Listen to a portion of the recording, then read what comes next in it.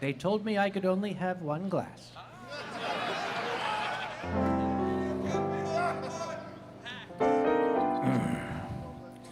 This is good shite. It's good shite. Isn't that what you guys say? We call it good shite. Good shite. It's good shite. This is Fox some more.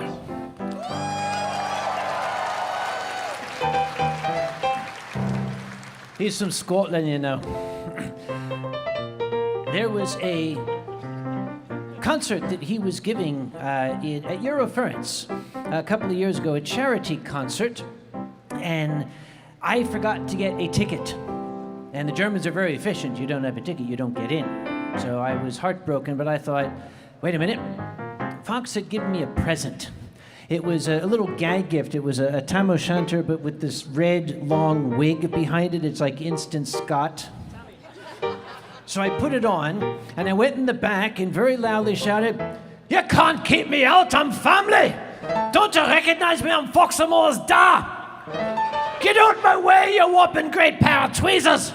And run up, "I don't need no ticket, I'm family, damn ya! I'm Fox Moore's da!" There's this fellow in the front row. I said, "You're in my seat, I'm Fox Moore's da! Who the hell are you?" He stood up and said, "I'm Fox Moore's da!" I said, "Oh." Oi! Oi! Oh, very pleased to meet you.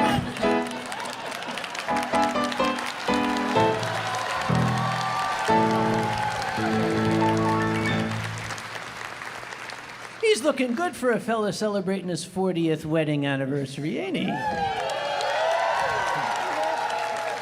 And if your wife finds out you're hanging out with that young thing next to you, you're in trouble. This fine gentleman brought me a present up here. It's so pretty, I'm almost afraid to open it, but it's a bottle of Scottish wine, apparently. Yeah. Oh, I got all my funny papers here and stuff.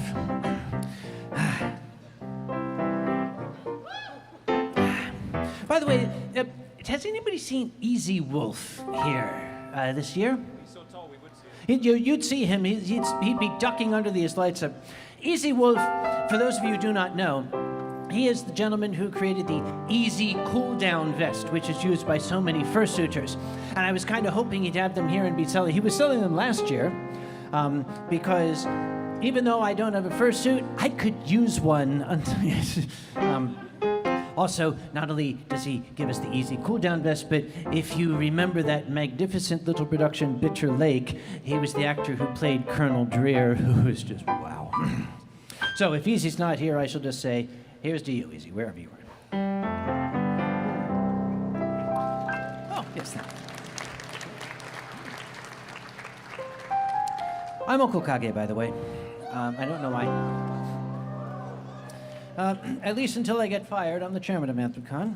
I have been for, what year is this? 2018. I filed the Articles of Incorporation of Anthrocon Incorporated on June 30th, 1998. I guess that makes this our 20th anniversary, doesn't it?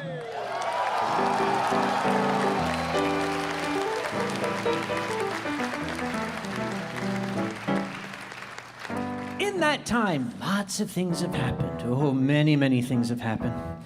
And there are so many things that happen that we really can't talk about because, you know, and the idea is we need to have some time pass so it becomes less sensitive. How do they say? Comedy plus time, or sorry, tragedy plus time equals comedy. I'm going to need another 20 years for some of these. Incidentally, We are also joined up here by our silent but incredibly talented partner. This is Bick, one of the sign language interpreting professionals who is here to help out those of us who might need to have a little bit of assistance understanding when I say things like framptum labulus exclamations.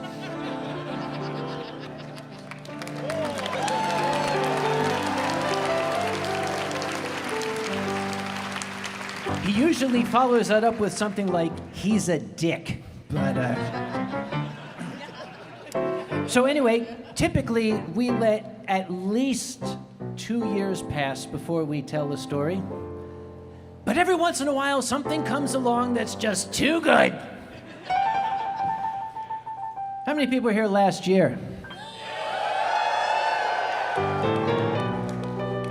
How many people were here on Wednesday last year?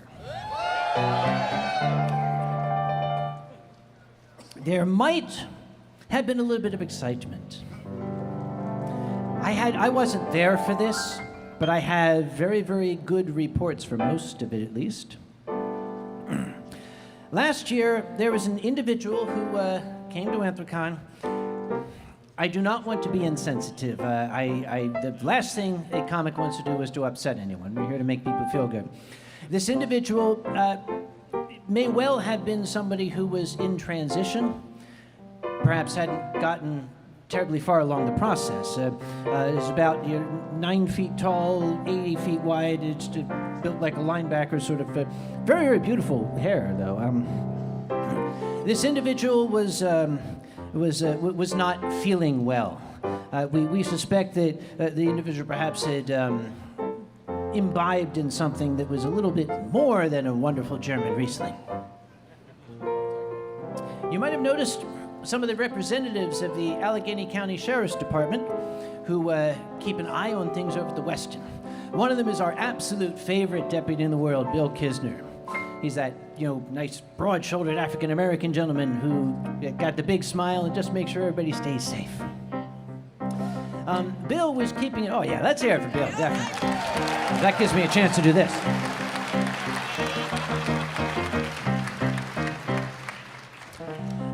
Bill was sort of watching this... I will say lady, please forgive me. That's the best I can do. This lady from a distance, and started to think maybe it's time I inquired. So he went up, and he, in his sensitive and gentle ways, he went up and said, "I beg your pardon, miss. You seem to be very upset. Is there something I can do to help you?"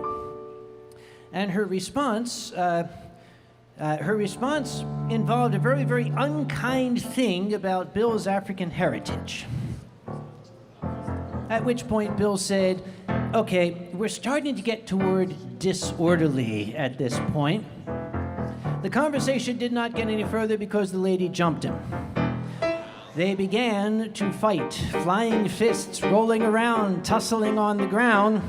Several people went to help, and at one point this individual started to reach for Bill's weapon, and then it became a free-for-all. Somewhere in this was overheard a voice saying, "So that's what pepper spray smells like." Now, up until now, the facts of the story are agreed upon. What happened next, there's several versions of what happened next.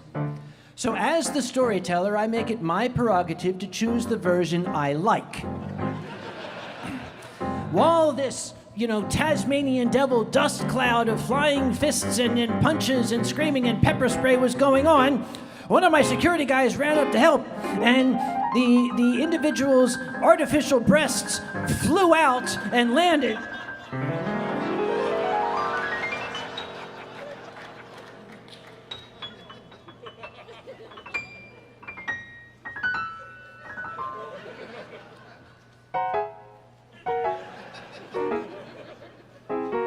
The individual was subdued with the assistance of the Dorsai regulars and hotel security.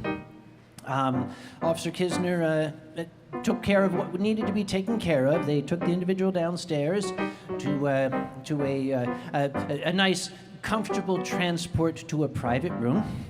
And then my security guy came up. Bill, what am I supposed to do with these jibbly jobblies here? And Bill said, I don't know, put them in the lost and found.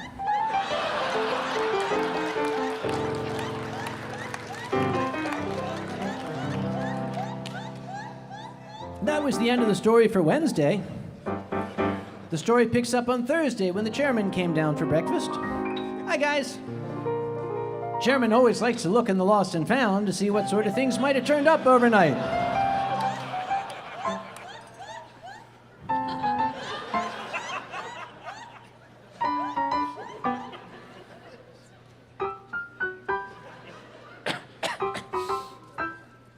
Excuse me. The duty sergeant looked up from his paper and said, yes. I said, what's that in my lost and found? And he said, oh, that's a pair of jibbly jobblies. I said, oh, really? Why exactly are they here? And why do they smell of pepper spray? And the duty sergeant put down his paper and said, let me tell you a story, Uncle Kage.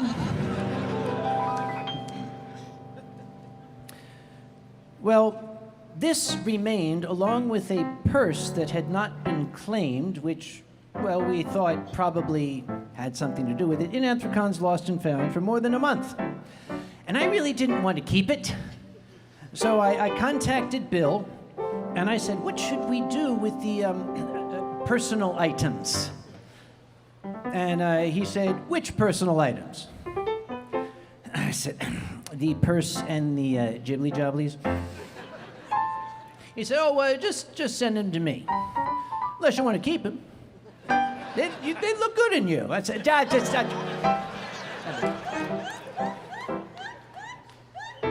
For the record, they did not look good on me.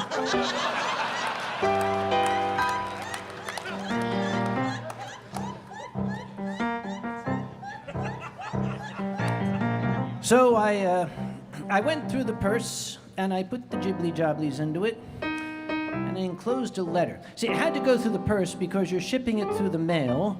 There are some things that you cannot put in the mail. And I wrote this very official letter on Anthrocon letterhead. Dear Deputy Kisner, pursuant to our email conversation, I'm sending you the purse that was left unclaimed in Anthrocon's Lost and Found.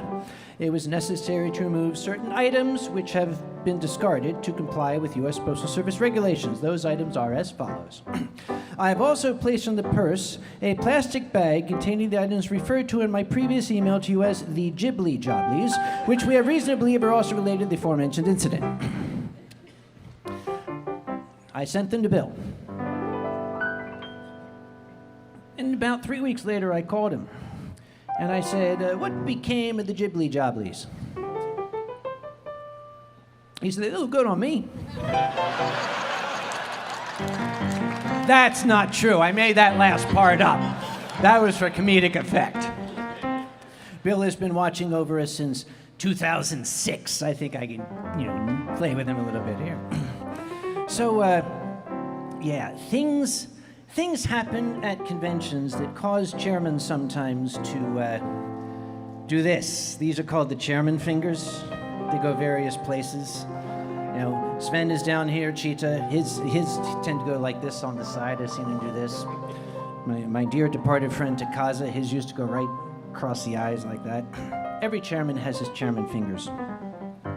A number of years ago, I was invited to attend a luncheon at BronyCon, which was in Baltimore at the time, Baltimore, Maryland.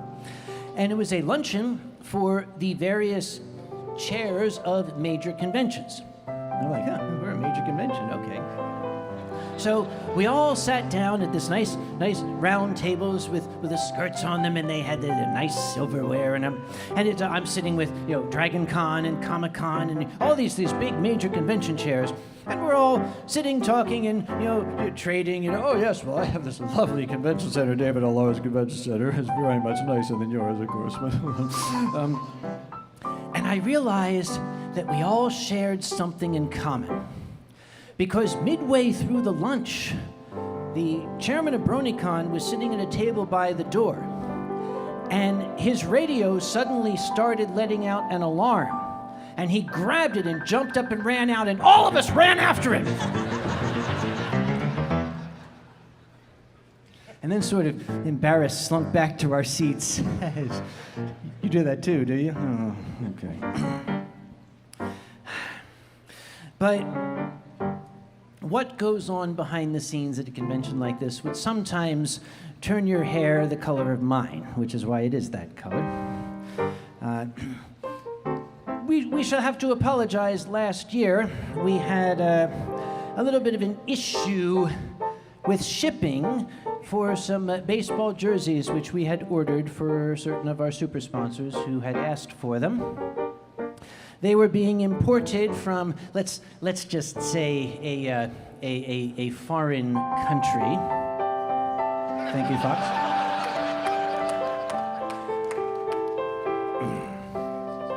I didn't say it. I didn't say anything. I got a phone call on my little cell phone here, which is somewhere. Oh, there it is. Okay.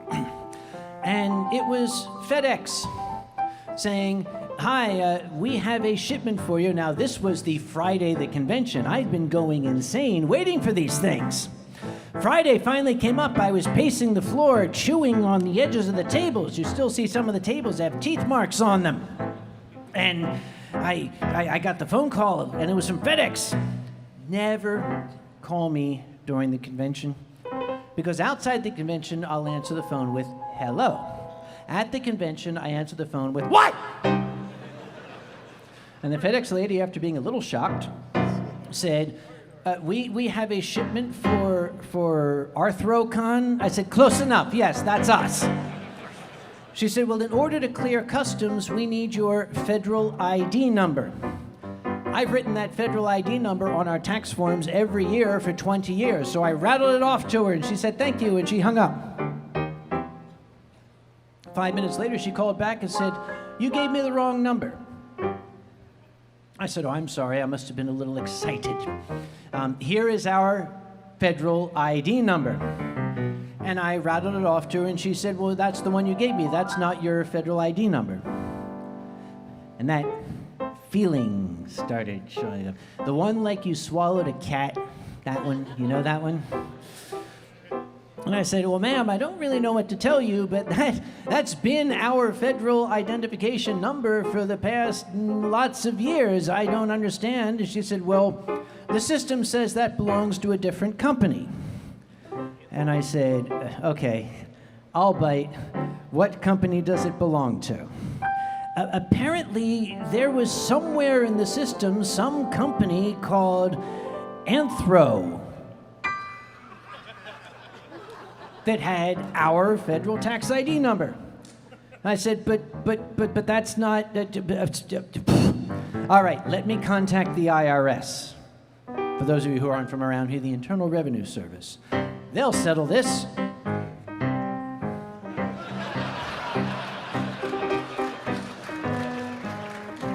So I called them up. You ever called the IRS? Yes. Welcome to the Internal Revenue Service. Your call is important to us. Due to unusually high call volume, your wait time may exceed 43 days.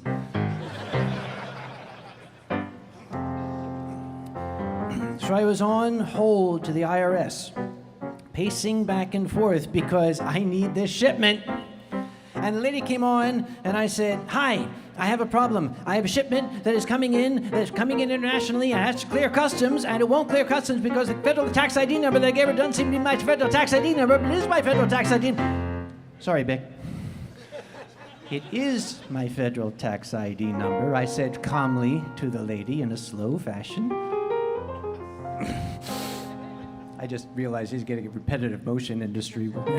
Anyway, so she looked it up. She said, "Oh no, that's your federal tax ID number." I said, "Well, goody. Can you tell this lady?" And she said, "Well, I can fax you a form." I said, "Well, fax? Wow, dude. Okay. Can you email it to me?" She says, oh, our system doesn't allow that. It has to be by fax. All right. I ran downstairs to the convention center offices, and I went to the lady, and I said, excuse me, I need a fax machine. And she looked up and she said, why? I said, there's a business card. Okay, there's a fax number. Okay, fax number 412, fax. I read the fax number off. She said, okay, I'll fax it to you. I said to the lady, okay, where's the fax machine?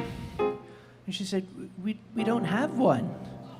I said, lady, there's a fax number on the business card.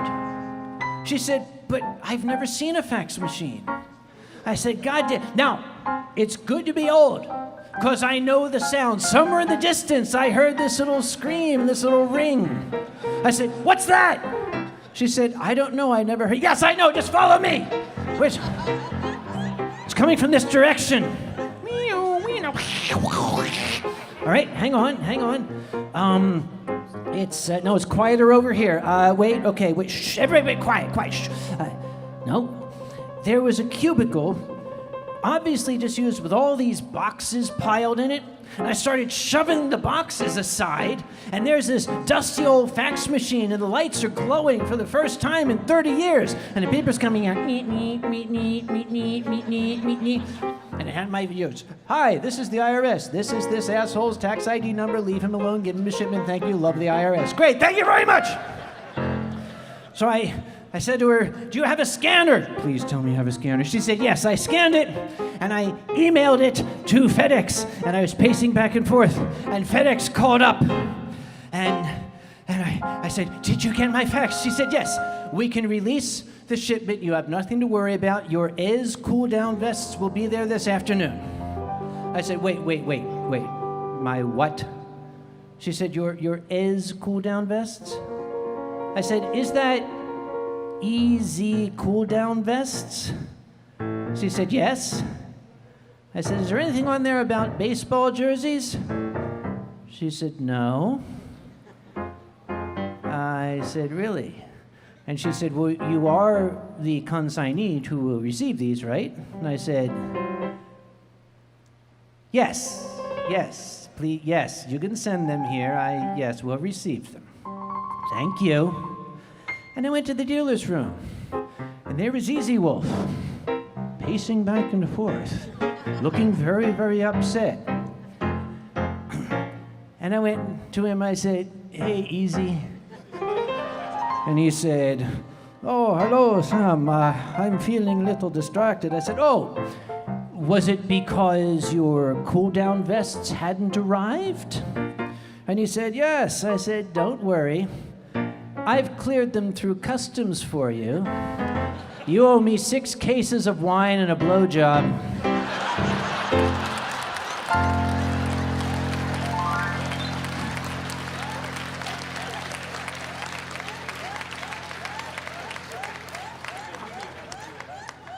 I would like to state for the record that to date I have not received my 6 cases of wine.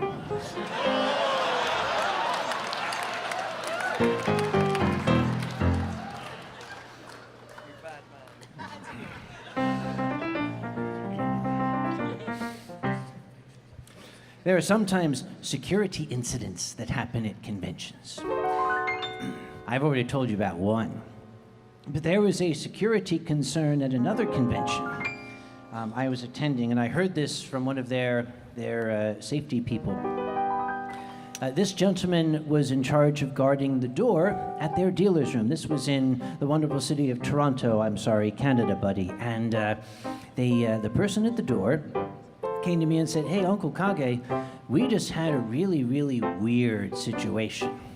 I said, oh, I'm all about these things. Tell me about it. Because I like to hear about these when they happen to other people's conventions. I mean, I love to hear what happens to you guys, right? He said, this young lady came up to me and she said, I think you might need to send someone into the dealer's room. And the security man said, what for? And she said, there's a really suspicious, creepy guy in there. And he said, well, what makes you say that? And she said, well, he's wearing a bathrobe. And the security guy said, well, okay, maybe he just came from the pool. Can you be a little more, what is bothering you about him? And she said, well, he's just really, really creepy. And the security guy said, well, can you define, you're not narrowing it down a lot. This is a furry convention. Can you give us a little more detail? What exactly is so creepy? And she said, well, you ever seen the Addams Family? He said, yeah. She said, you know Uncle Fester? He said, so you've seen Uncle Fester in a bathrobe in the dealer's room? She said, yeah. So he pulled out his phone and he flipped through and he said, is this the guy? He said, yeah, that's him. He said, well, don't worry, miss. That's not a bathrobe, that's a lab coat.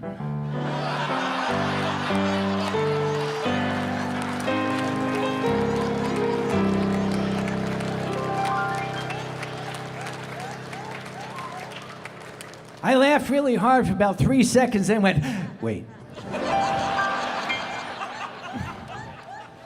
Do I need to get myself like a light bulb I can put in my mouth that lights up?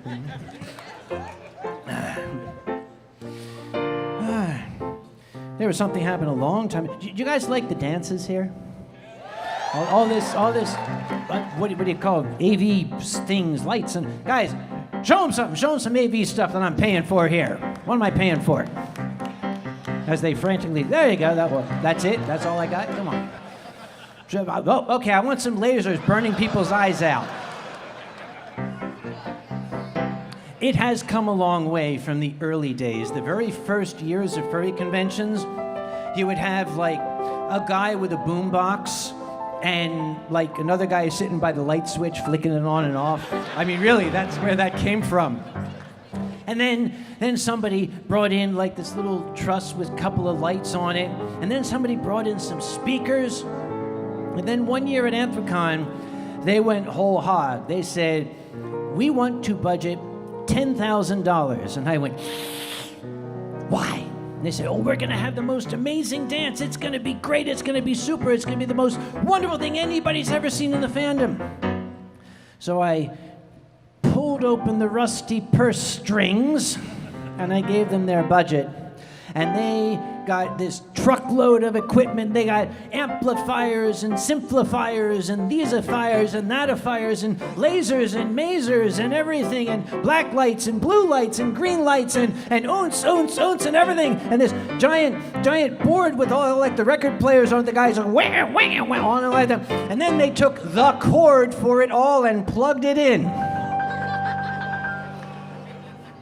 And everything in the hotel went dark.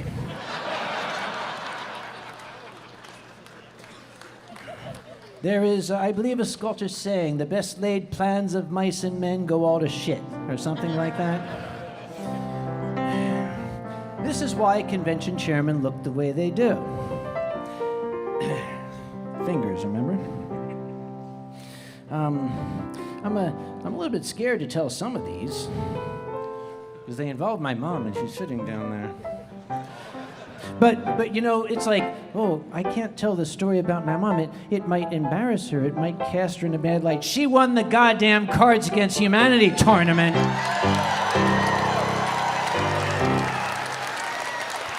So I'm going to say what I want, you old witch.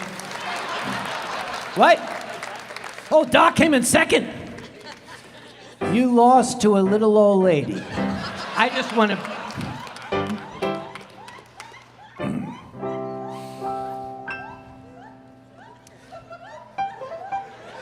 Excuse me, miss, are you laying eggs?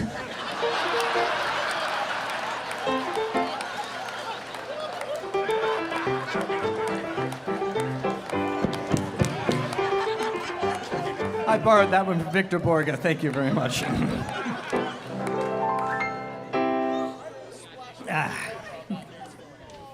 My mom likes to go to Eurofurence.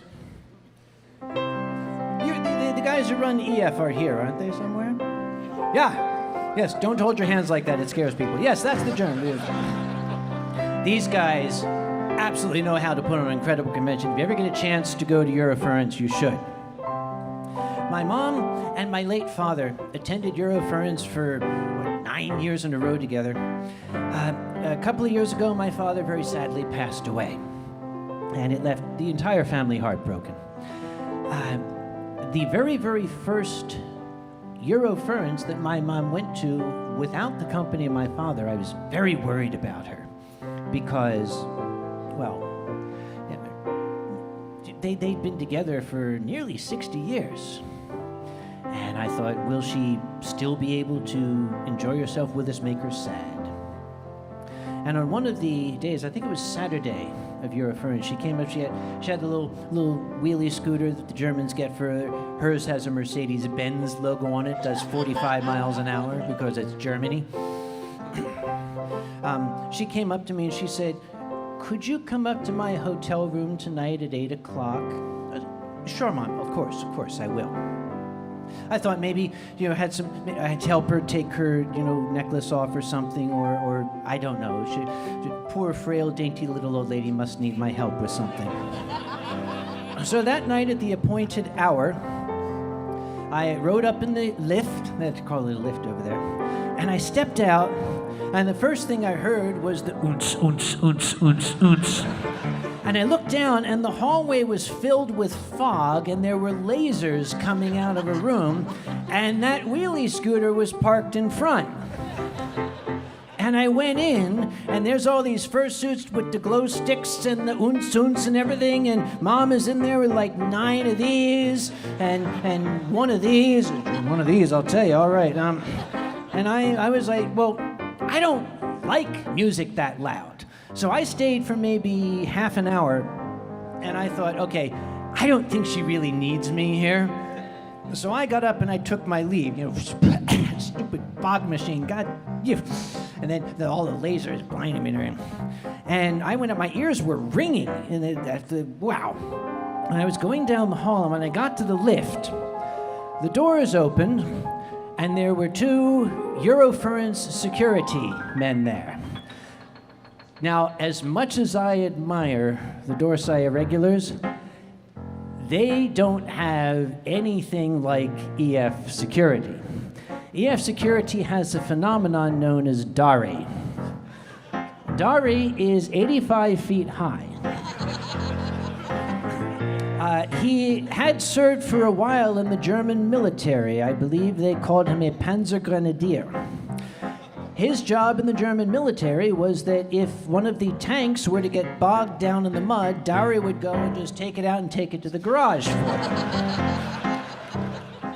Dari was one of them, and the other one was even bigger. And they were standing there, we are German, look at that, look how German we are. And they glared at me, and they looked down the hall. They looked at each other. Ja, die sind gleich. 1, 2, 1, 2, 1, 2, 1. I thought, oh, she's in trouble now. So I just got in the lift and took off, and I went to bed. And the next day, I saw her sitting quietly at breakfast. And I went up and I said, so, I saw EF security heading to your room last night. She said, oh yeah, they stayed about 2 hours.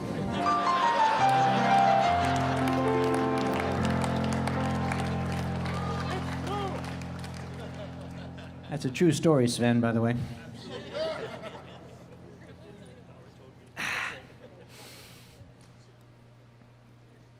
This is hereditary, by the way. Ronnie, you out there? If Ronnie's out there, he can back me up on it. Anybody who says that my story... There you are. Anybody who says my stories aren't true can talk to him.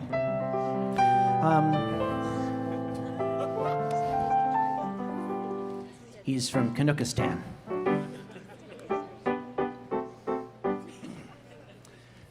Ronnie was visiting, and we realized that in the city of Raleigh, North Carolina, where I'm currently living, they were having a wine festival. And we thought it would be fun to take my mom to the wine festival. Because, well, reasons. So we went. It was a very, very warm day. Now, the folks who had arranged this wine festival really needed some education in how to put on an event, and I kind of had to keep myself quiet. because it was outdoor, and they had all of these like booths set up where the various wineries had their various wines. And they didn't have any good kind of crowd control. So you would stand in a huge long line at any given booth.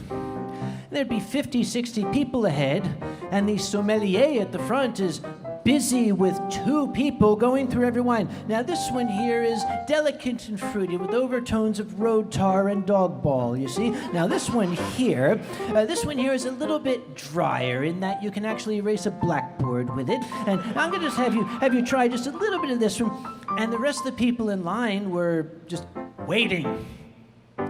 And I started to worry. The poor, frail, dainty little old lady will probably start to get tired, and it was warm, and I didn't want her to be uncomfortable. So I said to Ronnie, you wait here with Mom. I'm going to go find a chair for her. And I turned around to find a chair. And I didn't see a chair. And when I turned around again, Mom, who had brought with her her little cane with the pink roses on it, was waving it through the crowd going, out of the way, old lady coming, out of the way, move it, old lady coming through, out of the way, move it. And I was trying to go, Mom, I'm so sorry, Mom, I apologize, Mom, my mother's a little, stop that, Mom, Jesus, I'm really sorry, I'm sorry. She got to the front, and she just kind of pushed everybody out of the way. And she said, give me your glass. Give me your glass. She took the glasses, grabbed the bottle from the guy. She's doing all this. It worked. They started doing that. When it came time to go home, I left Ronnie with Mom while I went and got the car, because that's what a gentleman does. I went and I got the car, and when I went back, apparently I'd taken enough time that Mom had noticed that there was one of these kiosks there that would sell whole glasses of wine. And, well, I went, and she had 2 whole glasses of wine, one in each hand. And I pulled the car up, and Ronnie opened the door for her, and she started to get in. I said, whoa, wait a minute. Where do you think you're going? And she said, what's the problem? I said, you cannot have those glasses of wine in the car. She said, it's okay, I'm not driving. I said, no, you are not getting in the car with those glasses of wine. She said, okay, fine.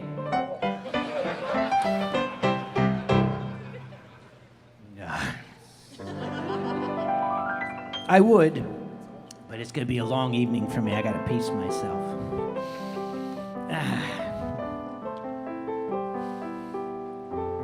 She's not really a frail, dainty little old lady.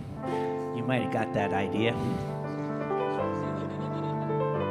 However, she does occasionally require assistance. Oh, with a spotlight, isn't that lovely? Mom called up once when Talon's down here. Hey, Tal was, you remember that day you visited? And Mom called us up. We were enjoying some sake, a lot of sake. I love sake. And we were, basically the idea was to see which of us loved sake more. And we were just continuing the argument for hours. When my phone rang, don't call me, but it said, Mom. Uh-oh, something's wrong. And I picked it up. I could tell something was wrong. She was breathing very shallowly. She sounded... I said, Mom, what's wrong? And she said, there's a rat in my laundry room! I turned to Tal and I said, are there any fursuiters visiting her this weekend? He said, I don't think so. It was more like, So I said, all right, Ma, just hang tight. Don't let it get away. We'll come help. I used to work with wildlife when I was younger. I still had the gloves I used for birds of prey, these big, heavy gloves. So I got those out, and Talon and I made a beeline down to her place. This very drunken bee. We somehow managed to get there after stopping at only 4 other neighbors' places. Keep going, that was great. That's the flight of the stumblebee.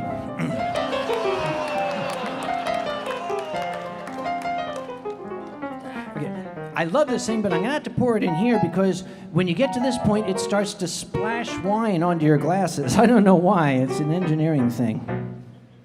So I'm gonna enjoy this. Boy, that degree in chemistry really comes in handy, doesn't it? Oh, there we go. This is what Mom had when she tried to get in my car. So we got down there. Now, she has a little closet with a washer and dryer in it. And she was frantic. She just kept screaming, a rat, there's a rat in my house. Oh, help me, there's a rat. And I said, Mom, I don't see any rat, Mom. I'm sorry. She said, hey, it's under the dryer. There's a rat under the dryer. Oh, my God, there's a rat in my laundry room. I said, all right, calm down. Oh, Jesus Christ, all right. I went over. I leaned down. I looked under. I saw 2 little orange points of light. I said, whoa, Ma, there's a rat in your laundry room. She said, I know, get rid of it. I said, all right, okay, I got my wildlife training. I know what to do. Ready? Here, rat. Hello, come on, cheesies. Well, that didn't work. So Tal and I started moving the dryer so we can get behind it and put the broom under and scare it out in the open. And a shape jumped up. You know how the washing machine has like these hoses on the back? This shape jumped up onto one of the hoses, and it was right here, like inches away, looking at me. And I looked at it. I said, okay, Ma, we're going to work on your wildlife identification here. This actually is not so much a rat as it is a flying squirrel. And a very young one at that. And she said, no, it's a rat, get rid of it. And I said, all right, okay, come here. And the thing bounced off my head and landed on the dryer. Okay, so I went to reach for it, it did the same thing. It jumped off, bounced off my head, and landed over here. Then it jumped out, you're fucking with me now. You little son of a bitch, hold still, God damn it! Managed to tackle the thing, and I'm holding it. Now, Mom lives on the 2nd floor of a lovely condo complex. There's beautiful woods out there. And I said, Talon, open the sliding door. He opened the sliding door. I said, okay, here we go. Lovely flying squirrel, there you go. Fly, be free. And I turned around, and behind me I heard,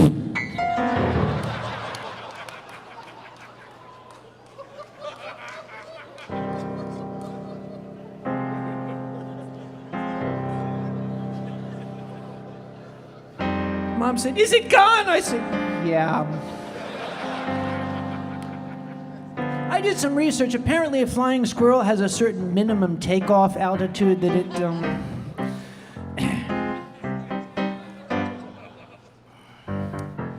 well, what are you gonna do?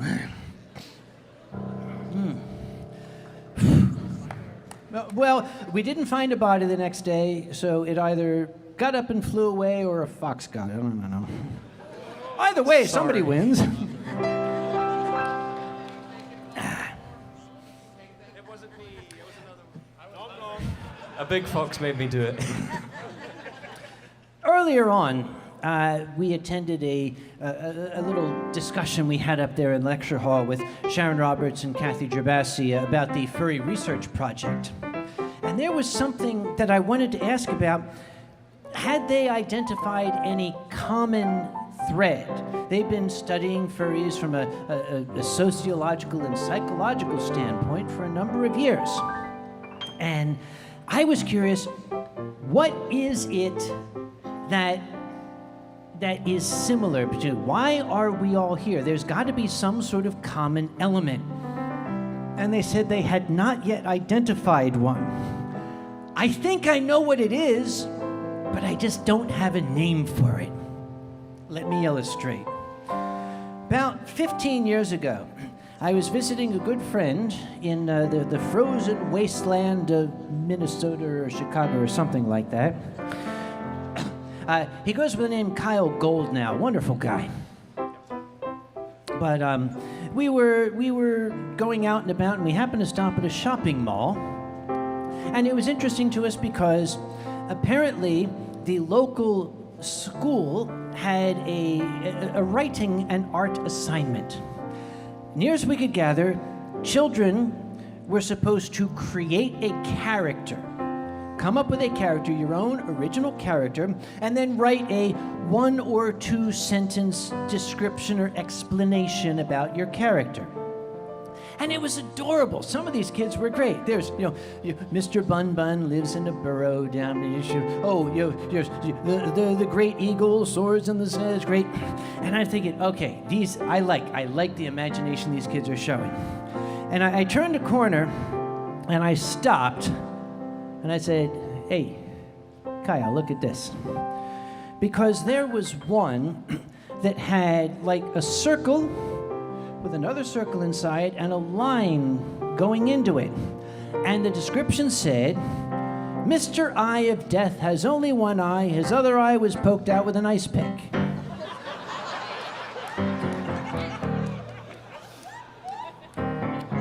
And next to it, there was another one, had this sort of amorphous, green, vaguely humanoid shape that said, Snot Man is a depressed middle-aged guy who lives with his mom.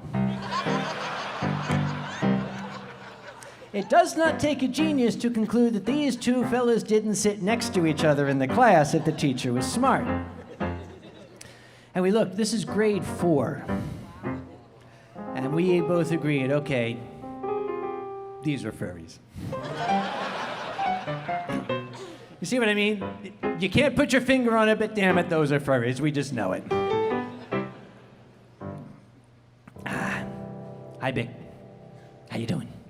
This must be really weird if I'm talking to him and he's talking back to me. I'm not going to make him say dirty things like I did last year, as funny as it was. Because someday his brand new baby son might see it on YouTube and I would not want to embarrass him.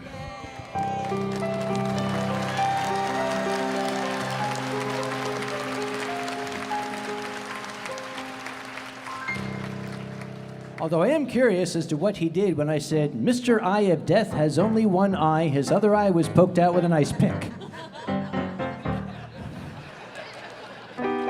That's just precious. I know we make a little list of stuff up here to kind of remind me of things to talk about. And maybe I went too fast because I think I got everything here, just about everything, with one exception. Every once in a while I look at a story and I say, nah, that story's too dumb or too boring. The one here is, it just says, the dash cam. Yeah. I bought a dash cam. You can tell I'm from Philadelphia, can't I? I bought a dash cam. Because I actually am doing some consulting work in a town about 2 hours away from my home. That's a very long drive that I have to make periodically. And I liked the idea of having a silent witness. And I plugged the dash cam in and I turned it on. Now, everybody thinks, oh, I got a dash cam, I'm going to be on YouTube in a week. No, you get a dash cam, nothing ever happens. So I'd had it for about 3 months, and I just got curious. First off, I want to make sure the damn thing's working. So I downloaded some of the videos, and I reviewed them. It's just endless passage of Interstate 40 in North Carolina. But I did learn something. I never imagined, it never struck me. I never realized just how much I swear behind the wheel. It goes all the way down to the way, you stupid son, get that piece of shit off the road. Oh, you fucking idiot, you can go suck my... Sorry, Vic.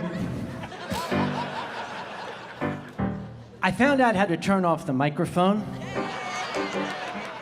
And the reason is, if I do catch an accident or a crime, I found out the police will subpoena the entire dash cam. And I didn't want them going through and realizing how much of an asshole I am. So we'll just keep that between you and me, all right? And YouTube. Yes, you, me, and YouTube, and Fox, and Bic, and the 8,000 whatever people out there. Oh my God. So that's everything that's on my list. I don't have anything more to talk about, and I still got like a couple minutes left. So I'm gonna ask your indulgence if it's all right. The next thing up on stage is Alkali, one of the most amazing top-hatted Jewish men you've ever met.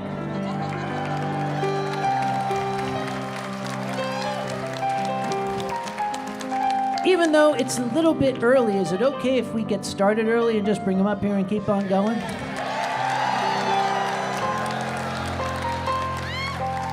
Is that a yes? What?